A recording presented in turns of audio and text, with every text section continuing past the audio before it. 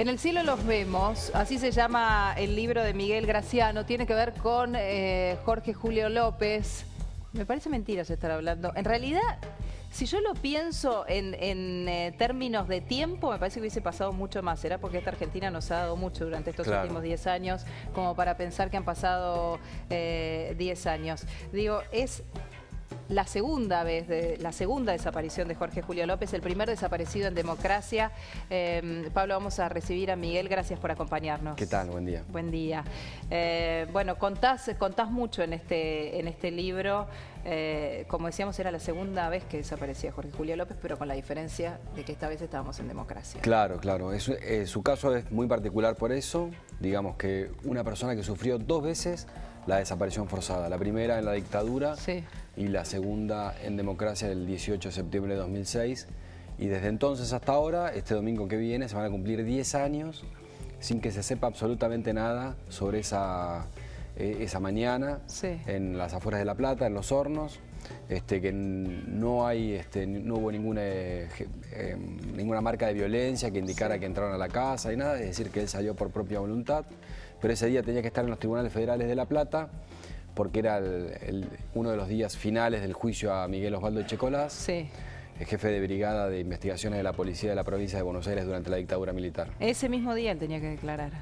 Él ya había declarado en octubre y ese día eran las querellas, los alegatos finales. Y el nombre de Echecolás aparece las 2 veces, porque cuando él desaparece en la dictadura, Echecolás era el jefe de la policía. Claro, era el jefe de la brigada de investigaciones de la policía, era el que comandaba los grupos de tareas que secuestraban a los militantes. En ese marco es que fue detenido Jorge Julio López, que era militante, digamos, iba a la unidad básica de su barrio, que era la que le quedaba más cerca, a 3 cuadras de la casa.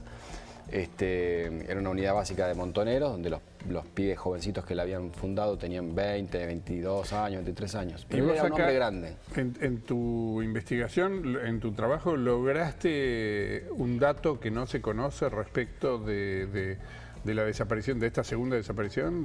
Claro, no digamos un dato que no se conoce, sí ya son datos que muchos eran públicos, pero que están como desarmados, digamos, lo que hay es... Armaste el rompecabezas. Claro. ¿Y cuál es la conclusión? Y la conclusión la tiene que sacar el lector, pero bueno, hay varias cuestiones. Primero, desestimar algunas de las cosas que se dijeron durante su momento, como la persona perdida, la que había que buscar porque tenía algún problema de salud. Eso descartado. Decían que como que había tenido una crisis y que había salido y tal vez no había sabido volver y eso le había terminado provocando su muerte, ¿no? Mira, la primera vez que se habló de López en la televisión fue en el programa Mañanas Informales, que estaba Ginsburg. Estaba de invitado Gustavo López, el hijo menor de Jorge Julio, que después no salió nunca más en los medios de comunicación. Y Ginsburg justamente pensaba eso, ¿no? Incluso inicia su entrevista diciéndole: entiendo que tu papá está perdido, y el hijo dijo: no es así, no está perdido, no tiene ningún problema de salud. Y Ginsburg reaccionó con esto que vos decías, ¿no? Momento, entonces es el primer desaparecido de la democracia. Vos recién decías algo, uno de los hijos de López que habló en ese momento no habló más. ¿Por qué no habló más? Yo recuerdo en ese momento, aparte me había tocado ir a la casa cubriendo el caso, porque en un principio a los medios, bueno, va a aparecer, o sea, nadie se imaginaba que López no iba a aparecer nunca más. Y la familia se recluyó, había como un halo de misterio alrededor de la familia de López también. Y bueno, supongo que un poco por la cuestión de la educación, digamos, que hubo miedo, y también por esta historia de volver a vivir lo que habían vivido en la dictadura. López estuvo bastante tiempo detenido en centros clandestinos, es decir, que ellos no sabían dónde estaba. Como 3 años, ¿no? No, y después, en total 3 años, después estuvo a disposición del Poder Ejecutivo Nacional. Y una familia que tuvo que salir adelante sola, que le costó mucho económicamente a la mujer, digamos que tuvo que salir a trabajar, que tenía 2 hijos chicos. Era albañil. Él era albañil. Y bueno, durante 3 años él la tuvo que luchar, y salió en el 79, que todavía pesaba la cuestión del miedo y además un estigma social del por algo será o algo habrán hecho. ¿Y vos hablaste con la familia mucho? ¿Y qué con Rubén durante 6 años, con el hijo mayor. ¿Y qué nivel de esperanza o expectativa tienen? Y el paso del tiempo es lo que hace perder la expectativa. Sí. Los desesperanza. Sí, sí. ¿Qué creen Aparte, tenía 76, ¿Qué creen imagínate. que pasó? ¿Qué creen que pasó? ¿Lo vinculan directamente al juicio? Los primeros que se dieron cuenta de eso fueron los militantes de la Asociación de Exdetenidos Desaparecidos de La Plata, que ya la noche del 18 sacaron un comunicado vinculando la declaración en el juicio con la desaparición. ¿Qué había dicho él en el juicio? Y él había hecho un trabajo de memoria muy interesante, casi artístico si se quiere, de escritura, todo esto en soledad por esta cosa del silencio social y también porque la familia le había prohibido hablar. Su mujer le dijo, bueno, de este tema ya no se puede hablar más, hay que dejarlo en el pasado porque tenemos que salir adelante. Sí. Sobre todo en la época de la dictadura no se puede repetir esto.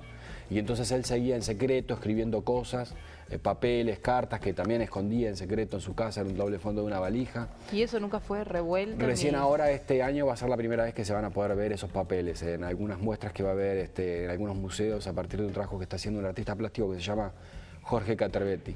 Ah, mira, o sea que ese material le quedó a la familia como documento. Sí, estuvo guardado, López se lo mostró a sus compañeros, por supuesto.